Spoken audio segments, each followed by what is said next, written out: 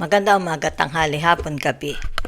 Sa zodiac sign na Virgo with the earth elements, Lola Baby, nagpapakilala. Bigyan ko po kayo ng reading. Okay? Yan. So, ngayon is June 3. Yan. Hanggang katapusan. So, tingnan po natin, ha? Kung meron development, merong progress. Pero tingnan po muna natin ang energies, okay?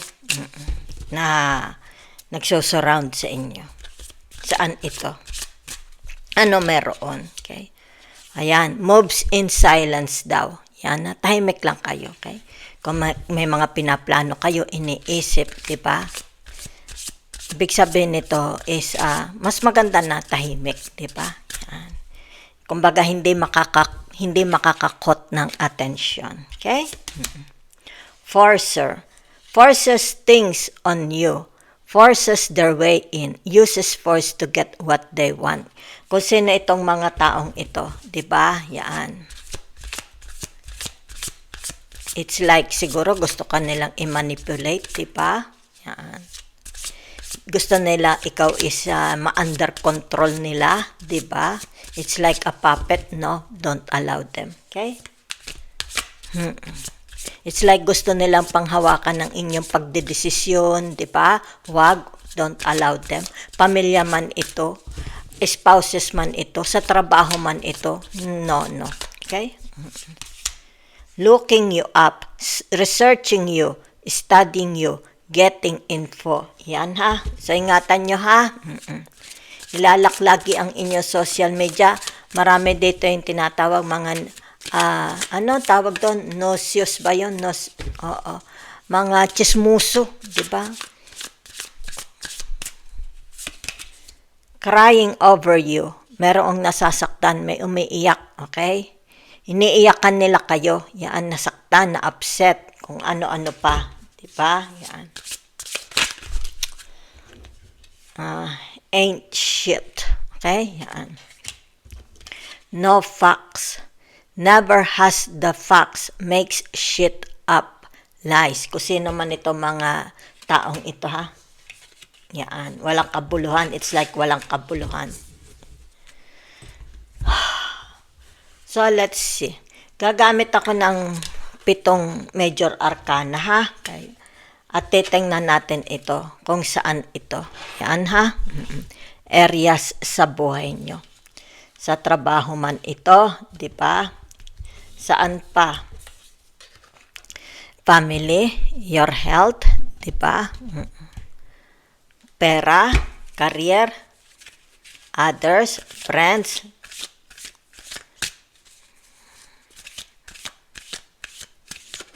Maglalabas lang po ako ha. Yan.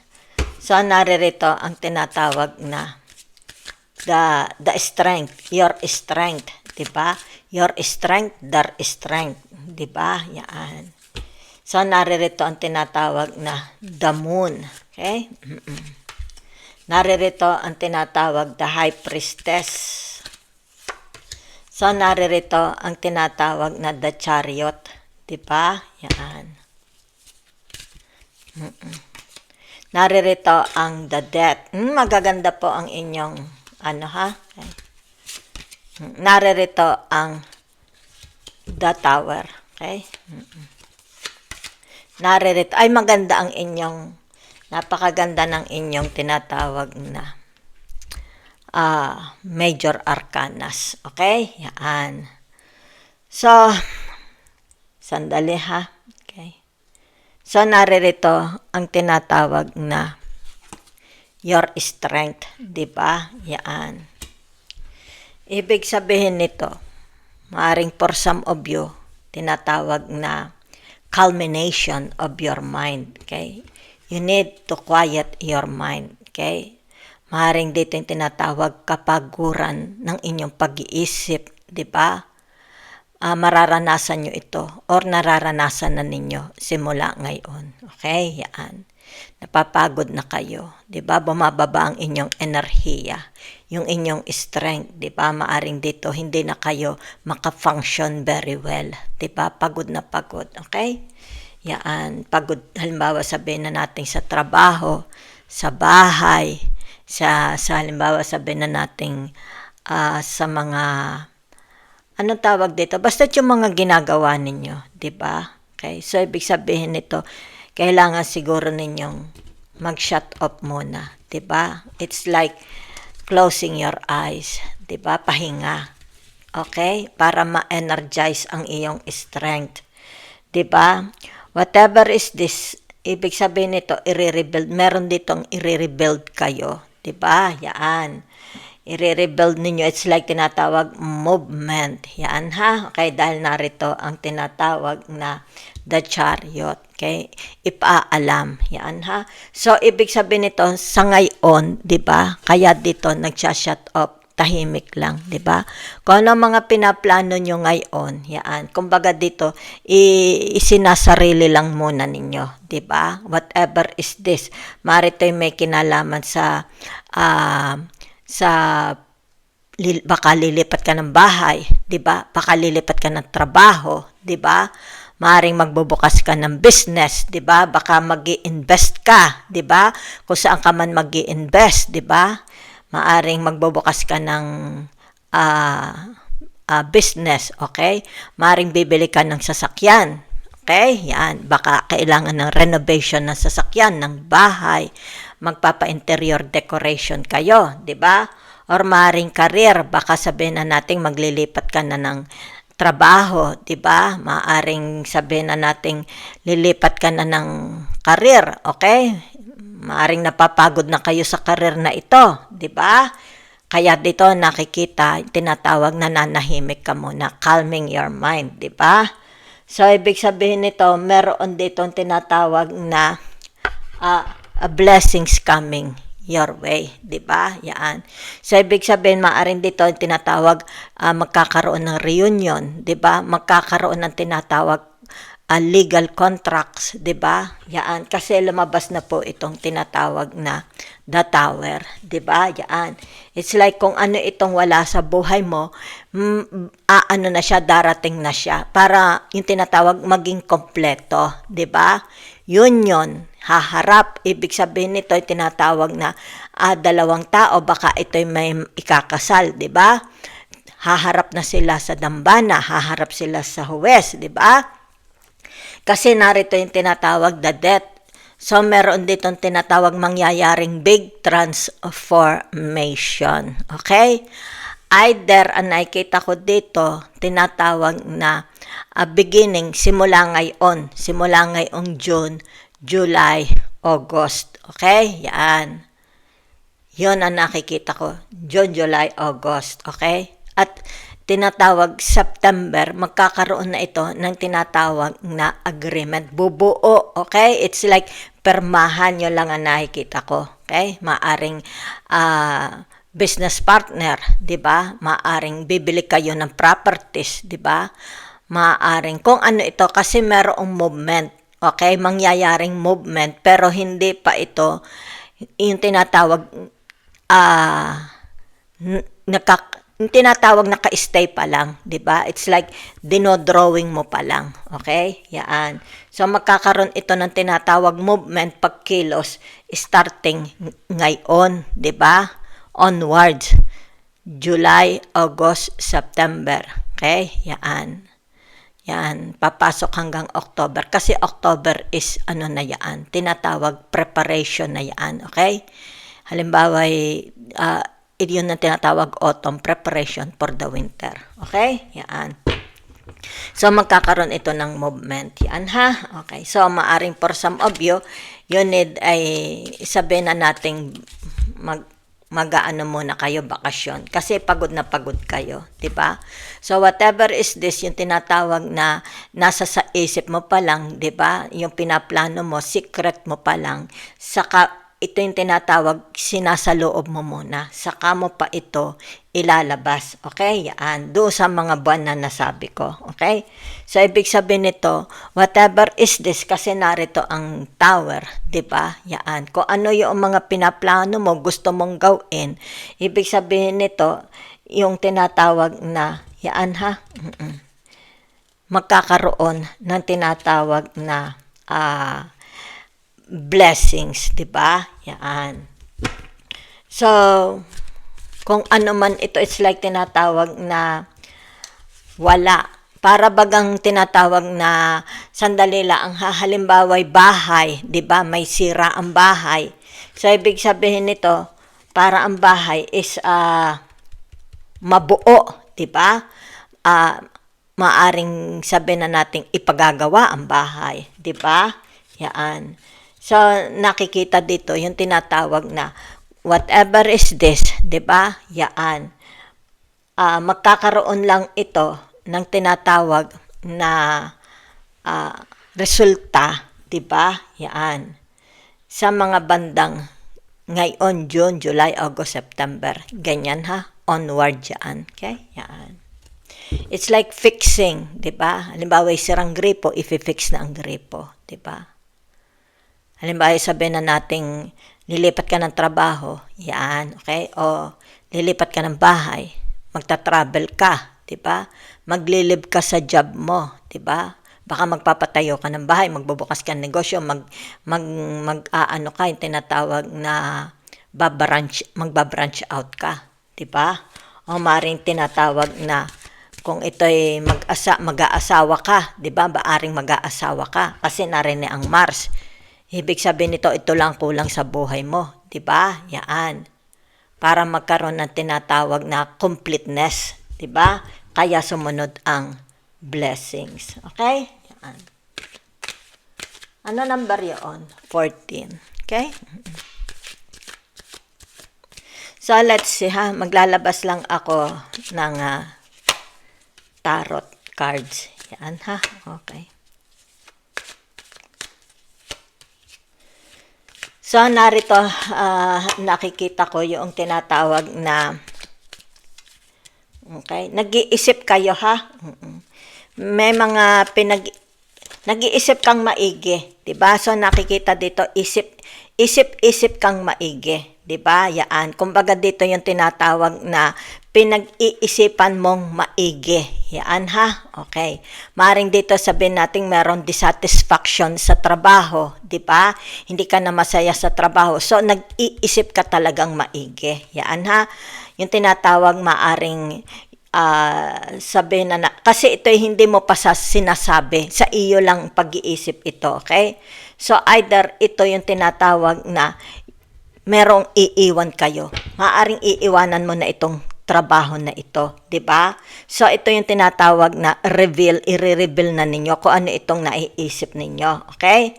So ito yung tinatawag for some of you here, 'di ba? Yan. Protecting your privacy, protecting your home, 'di ba? Protecting your family, 'di ba? Protecting your tinatawag na ano ang nasasakupan mo. Yan ha. So, ibig sabihin nito, you are not allowing others na makialam sa buhay mo, panghimasukan. Okay? You will not allow others panghimasukan ang mga ginagawa mo, 'di ba? Especially your decision, 'di ba? Yan. You will not allow them. Okay? Yan. Kumbaga dito yung tinatawag sarili mong desisyon ito, 'di ba? Yan. So, ang ipitit sa about your tinatawag na career, 'di ba? Ibig sabihin nito, magkakaroon ng success for some of you because you are working hard. Diba? Yan. Kumbaga dito, you are working hard for your future. Diba? Yan. So, naririto ang tinatawag na transformation. Diba? Ang transformation. Tinatawag na the Six of Pentacles. Diba? It's about giving time to others. Diba? It's like maglalaan ka ng oras. Okay? Halimbawa, kung halimbawa meron kang free time, free days, di ba? Maglalaan ka ng oras para siguro sa iyong magulang. Maaring bibisitahin mo magulang mo, di ba? Magbibigay ka sa magulang mo. Meron kang time for your siblings, di ba? For others, di ba? It's about tinatawag na allotment alote, inaalote mo yung oras mo, 'di ba? Yan, para mapagbigyan, yan ha, ang mga taong nangangailangan ng inyong atensyon, 'di ba? Yan. So double confirmation ang ating tinatawag na dito the death, 'di ba? So ano ibig sabihin ng the death na ito? Kung ano man ito, 'di ba? It's like meron ditong crack, 'di ba? Maybe relationship. Okay? Maybe sabihin na natin between your boss, between your colleagues, between your friends, between your family, between your neighbors, may crack, 'di ba? Ibig sabihin nito, yung tinatawag na kailangan ito is matapos na, 'di ba? Yan. So sabihin na nating merong misunderstanding between you and your boss, your colleagues, 'di ba? Misunderstanding sa bahay, sa love relationship, 'di ba? Sa siblings. Ibig sabihin nito, yung tinatawag na baguhin na ito. Alisin na ito, 'di ba? Kailangan magkaroon ng transformation, 'di ba? Yan. So, maaring ito yung tinatawag, may mga bubuhayin kayo from the past, maybe a business, trabaho, a relationship, 'di ba? May mga bubuhayan, rebirth, 'di ba? Yan. So, pwede rin naman ito yung tinatawag na it's like anong tawag dito? Para kang bagong inianak, 'di ba? Maybe a sickness, 'di ba? Pwedeng hindi kayo yan, baka members of the family, 'di ba? Naka-recover sa sickness nila. Okay, kaya lumabas itong tinatawag na the death, 'di ba? Maaring sabihin natin kung may cancer is tinatawag na naagapan agad, 'di ba? Nakabuelo sa sickness nila. Maaring nakabuelo sa kanilang kahirapan, 'di ba? Nakabuelo na yung relationship bago mag-crack, may crack na bago tuluyang magiba, nakabuelo, 'di ba? Yan, ba sabihin nating marriage, 'di ba? Yan. You and your colleagues, your boss, your friends naagapan. Kumbaga dito yung tinatawag na patch up. Okay? Oo. So, ang nakikita ko dito is about kung ito tinatawag na the Knights of Wands. Either this is your energy or the energy of others. Okay? So, meron ditong movement. Okay? Ibig sabihin nito, kung ano ito, 'di ba? It's more tinatawag out of the box, 'di ba? Looking at the big pictures, 'di ba? So, ibig sabihin nito, yung tinatawag mangyayari. It has to be rebuilt, 'di ba? Kung ano man ito, yan na. It needs to be rebuilt. Yan, so there is sabihin na nating paglalakbay na. Okay? So, ibig sabihin nito, yung paglalakbay, i-announce na ito. Okay? So, maaaring mangyayari ito ngayon kasi kung gagamitan natin ng season sa Europa, di ba, ang summer is nagsisimula ng June 21. So, ito na ngayon, papunta doon. Di ba? Yan. So, whatever is this, ibig sabihin nito, yung tinatawag na masaganang paglalakbay, 'di ba? A good journey, 'di ba? Yan. So, kung ano man ito, 'di ba? Yan. Kung kayo man ito, maybe sabihin na nating baka mag-o-open ka na. Halimbawa, sabihin na natin ng business kasi i-announce na ito, 'di ba? Yan.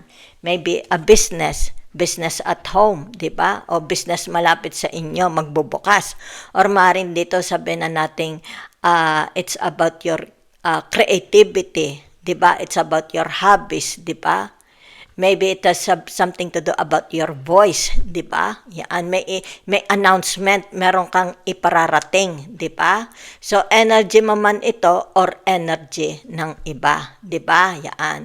So ibig sabihin nito, meron itong tinatawag announcement ng paglalakbay, 'di ba? Announcement. Okay? So very very productive. Full of fun, 'di ba? Kasi dito full of fun, productive, 'di ba? Very very blessing, 'di ba? Blessed, very very blessed, punong-puno ng grasya, 'di ba? Saya. Yan na. Kita ninyo how active ang kabayo, 'di ba? Yan. So, let's see tinatawag na Yung dice, gagamit ako ng dice, ha? Saan, ano itong magmamaterialize, di ba? Yan. Kailan ito magmamaterialize? Whatever, kung ano man ito, ha? Yan. Ano ang mangyayari? Okay? So, naririto ang tinatawag na the 4, number 4, di ba? Sandalit, meron ako din ng kudiko. Yan, kasi ito yung mga, yung tinatawag na zodiac sign at saka planets. Okay? Yan. So, narinig ang number 4. Yan, ha? Okay. Narinig ang tinatawag na the Aries. Okay? So, narinig ang tinatawag na, sandali. Okay? Oo. The Venus. Yan, ha? Okay. So, ibig sabihin nito, okay, Aries at saka Venus. Okay? Yan. Meron ditong tinatawag magkakatuluyan. Yan, ha? Okay. Kaya siguro narito ang tinatawag na the death double confirmation. Diba? Ito yung tinatawag na magkakatuluyan sila. Yan, ha? Maaring sabihin na nating merong, alam mo ba yung muling pagkabuhay? Ano ka tawag doon? Sandali lang, ha? Okay. So, ang nakikita ko dito for you is meron ditong family reunion, family celebration, diba? Yan. So, maaring dito yung tinatawag na, kasi ari is, ano ulit ito? Venus, di ba? Okay. So, maaring pagsasama ng buong pamilya, pagsasama ng mag-asawa, di ba? Yan. There is an announcement. Yan, ha? Yan. Maaring mag-aasawa na ito. Kasi double confirmation ng the death, di ba? Yan. Muling nabuhay. Okay? Merong mga, halimbawa sabihin natin, pag-ibig, muling mabubuhay. Okay? Maaring sabihin natin, ikinasal sa huwes, ikakasal sa pare, or baka ito'y magkakabalikan, magpapangita uli. Di ba? Yan. So, meron ditong tinatawag na tama ang desisyon. Okay? Yan. Ibig sabihin nito, i-rebuild kung ano man ito, di ba? Yan. Maybe it has something to do about a family business, family relationship. Okay? Yan. So, nakikita dito yung tinatawag na kung ano man ito, di ba, nagpapabagal sa buhay nila. Di ba? Yan. Kasi narito ang the 7 of Pentacles, di ba? Kung ano man ito, it's like tinatawag na baka business o baka yung kanilang trabaho, di ba? So, maaring ito yung tinatawag na kailangan sigurong sila is humanap na ng iba, di ba? Yun na lang nakita ko, it's about their profession, di ba? Yan. So, maaari ito yung tinatawag additional, mag-additional income, di ba? Additional kita, di ba? So, maaari ito, aside from here, from this, di ba? Meron silang, let's say, sabihin na natin, magbubukas sila ng negosyo, di ba? Pagkakakitaan. Yan, ha? So, meron dito, it's like tinatawag additional blessings. Okay? Yan, no? Dito po, ha? Meron ditong additional blessings. Yan, ha? Number 4, at saka ito, Venus. Di ba? Maaari ito'y sabihin na natin, baka bibili ng lupa. Okay? Baka magbubukas ng business. Di ba? Baka bibili ng sasakyan. Baka bibili ng bahay o kaya sabihin natin bibili ng mga kagamitan, 'di ba? Kagaya ng appliances, 'di ba? Yan. So ito yung tinatawag na merong pagsasama. Okay, yan. So, ito nakikita ko dito, starting today, June, di ba? Onwards. Okay, yan. July, August, September. Okay, ano pa? To October. Yan ha. October, ibig sabihin nito, yung tinatawag na manonormalize na. Di ba? It's like, tahimik na. Yan ha. Pero ito yung tinatawag ongoing dito, very, very busy na. Yan ha. Kung ano man ito. Di ba? Yan. So, maaari ito yung tinatawag na it's about revelation. Kasi Aries ito. Di ba? Yan. So, ibig sabihin nito, yung tinatawag announcement. Okay? It's about their desire. Di ba? Their wants. Okay? Yan. So, it's like tinatawag motivation. Okay? So, maaring very, very motivated ang taong ito. Very, very romantic ang taong ito. Very, very tinatawag na inspired ang taong ito. Yan ha. Kung sino man ito, kasi narito ang tinatawag the hermit. Diba? It's like i-rebuild na niya. Yan. It has something to do about family matters. Okay? It has something to do about family matters. Maybe ikaw ito, asawa mo ito, magulang mo ito, kung sino itong nakakatanda. Okay? So, ibig sabihin nito, revelation. Diba? Ibig sabihin nito yung tinatawag additional. Okay? Yan. Maaring sabihin din naman nating merong papasok na malaking blessings. So, kung sino man ito, di ba, baka ito it has something to do about will and testament, a legacy, ipapasa. Di ba? So, naririto tinatawag family matters. Di ba? Yan. Kaya narito ang Venus. Okay? So, maari din namang may i-rebuild dito na tinatawag na sickness, baka merong gagaling na. So, ibig sabihin nito, yung tinatawag punong-puno ng grasya. Diba? Kaya narito ang the towers and the death. Diba? Yan. Kumbaga dito, maaring sabihin na nating matagal na hindi nagpunction ang taong ito sapagkat meron siyang daladalang sakit. So, ibig sabihin nito, magkakaroon, there is a revelation. Diba? Kaya number 4, there is a revelation na tinatawag na improvement, gagaling, di ba? So, that's it. Pwede rin naman itong sabihin na it has something to do about arts, di ba? Mga paintings, jewelries, di ba? What has this person has, di ba? Na-acquired ng taong ito. Maaring ito yung tinatawag na kayo ang mamamahala ng ari-arian. Sa iyo ibibigay ang mga alahas, 'di ba? Ang panunungkulan, the legacy, 'di ba? Ang pag-aayos-ayos ng mga properties, 'di ba? Yan. Kasi meron dito, it's like matanda na. Okay? Yan. Maaari ito yung tinatawag, kumonektan na siya sa tinatawag legalities, 'di ba? Sa mga abogado, 'di ba? Yan. So ibig sabihin nito, maaring itong tinatawag starting June, July, August, September, whatever it is, ibig sabihin nito mga alote, nakaalote na, okay? Kung saan mapapapunta ang tinatawag na mga properties. It's also giving your time to people. They need maybe family, 'di ba?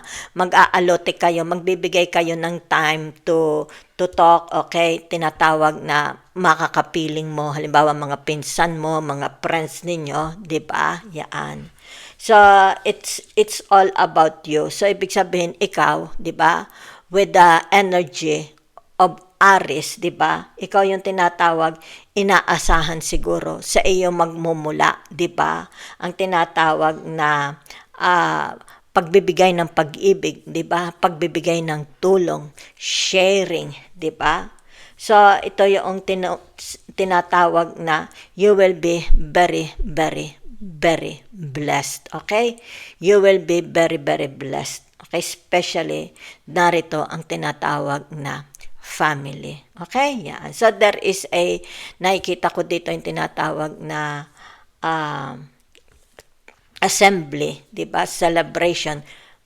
Pag salo-salo, okay? Salo-salo. So, nadyan ang tinatawag, let's say, sabihin natin, expensive caviar, di ba? Expensive gifts, nariyan din.